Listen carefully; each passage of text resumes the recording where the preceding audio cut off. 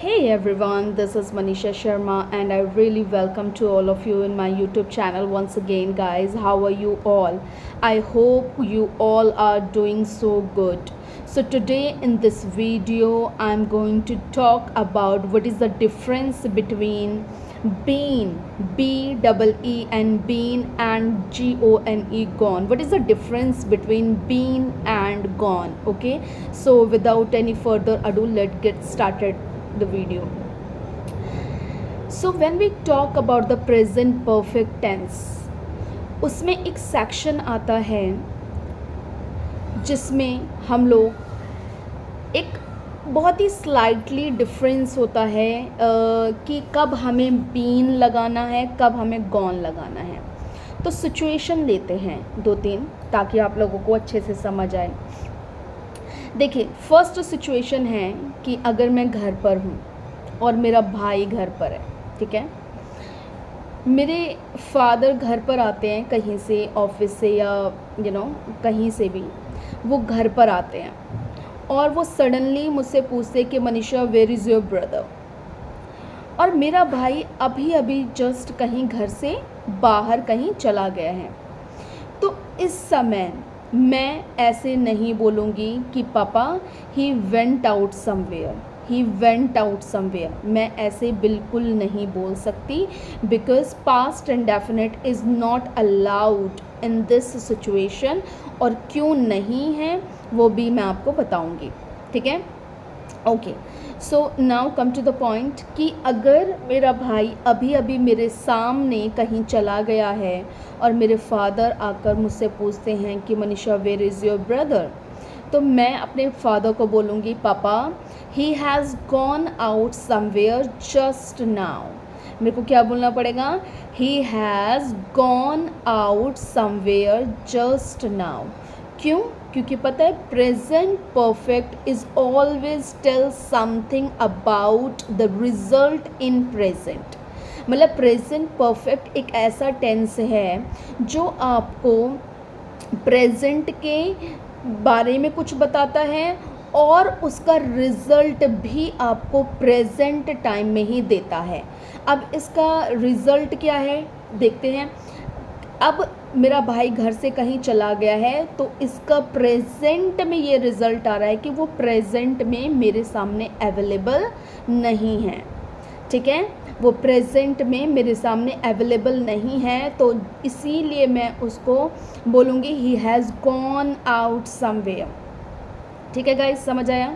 Okay, जैसे दूसरी situation लेते हैं. जैसे मैं ऑफिस पहुंची अभी अभी, ठीक है. मैं अपने ऑफिस गई और वहाँ पर मेरे पहुंचने से पहले ही जो सर हैं वो कहीं चले गए हैं और मुझे मेरे फ्रेंड से इंट्रैक्शन हुआ ऑफिस में पहुंचने के बाद. मैंने पूछा hey where is the boss?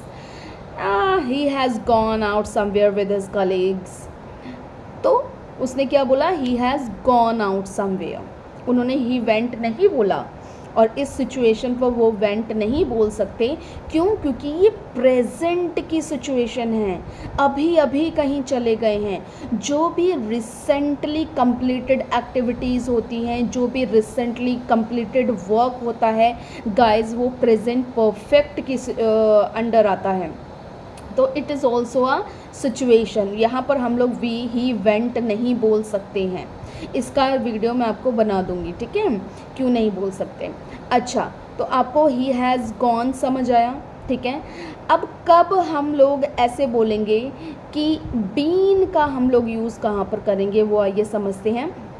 देखिए, अगर मैं कहीं गई हूँ, ठीक है, और मैं वहाँ पर कुछ दिनों रही, मैंने चीज़ें एक्सप्लोर करी, मैं होटल में रही, वहाँ के डिशेस मैंने खाए, वहाँ की एडवेंचरस चीज़ें मैंने ट्राई की और अब मैं वहाँ का एक्सपीरियंस लेकर आपके सामने हूँ, ठीक है.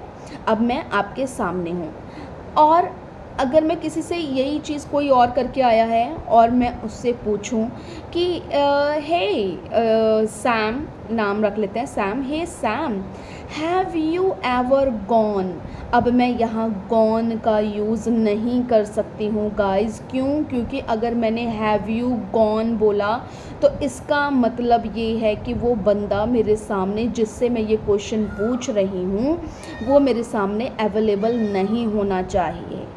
समझ आया? Have you gone to Srinagar, अगर मैं उससे बोलूँ तो ये कितना इलॉजिकल क्वेश्चन है कि सामने मेरे बंदा खड़ा हुआ है और मैं उससे ये क्वेश्चन पूछ रही हूँ have you gone to Srinagar. This is not right. Okay, तो अब यहाँ पर हमें मेरा पूछने का उनसे ये मतलब है कि क्या तुम कभी श्रीनगर होकर आए हो, क्या तुमने कभी श्रीनगर जाने का एक्सपीरियंस लिया है। ठीक है, तो मेरा कहने का मतलब ये है। तो यहाँ पर हम गॉन नहीं लगाएंगे गाइस, यहाँ पर हम लोग बीन का यूज़ करेंगे। कि हम कैसे क्वेश्चन पूछेंगे कि have you ever been to Srinagar, have you ever been to London, have you ever been to Switzerland, have you ever been to Rajasthan, have you ever been to Kolkata और समथिंग। ठीक है, और जब हम इसका आंसर देंगे तभी भी हम लोग कैसे बोलेंगे कि yes I have been so many times, I have been Rajasthan so many times in my life. Yes, I have been to London twice. Yeah, I have been to Switzerland thrice. तो आप इसका आंसर भी इस तरीके से देंगे guys. Okay, I hope ये video अच्छा लगा हो और इसी तरीके के इन्फॉर्मेटिव वीडियोस के लिए related to spoken English and advance vocabulary I keep on I'm so sorry. I'm just keep putting this kind of videos on my YouTube channel. So please guys subscribe my channel and just hit the bell button so you can just get the information about my latest video. Thank you so very much, so guys, and please support me. Please subscribe my channel. Thank you so very much.